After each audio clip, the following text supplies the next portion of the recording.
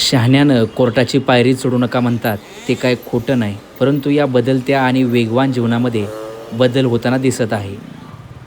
पक्षकारांचे सारखे फोन येतात की म्हणतात, वकील साहेब आज माझ्या शेतीचं काम आहे, आज माझ्या मुलीचं लग्न आहे, आज माझा मुलगा आजारी आहे. अशा प्रकारे लोक वेळोवेळी मला कारणे सांगतात आणि याच्यावरून काय होतं, केस पुढे जात नाही.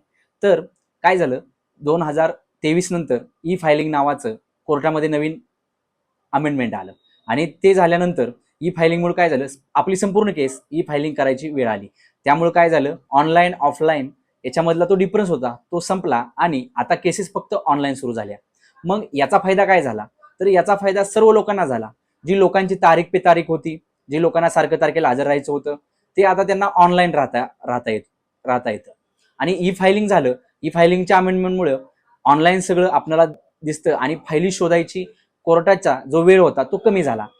सर्वसामान्यांना याचा काय फायदा झाला, तर सर्वसामान्यांना गव्हर्नमेंटने अशा प्रकारच्या वेबसाईट बनवल्या की जेणेकरून घरी बसून ते युट्यूबवरून किंवा आपल्या गुगल लिंकवरून कोर्टाला अटॅच होऊन त्याच्यामध्ये त्या केसमध्ये हजर राहू शकतात. त्यामुळे काय झालं, येण्या जाण्याचा वेळ वाचला आणि जी कारण आहेत की माझे शेतीचं काम आहे, माझं हे काम आहे, ह्या गोष्टी वाचल्या. आणि त्यामुळं जे तारीख पे तारीख होतं, जे केसेसचं जे प्रोसिडिंग एक्सटेंड होत होतं ते कमी झालं. तर मित्रांनो, या ई फायलिंगमुळे ऑनलाईन जगत चांगलं निर्माण झालं आणि हे तारीख पे तारीख आता आपल्याला कमी करता येणार.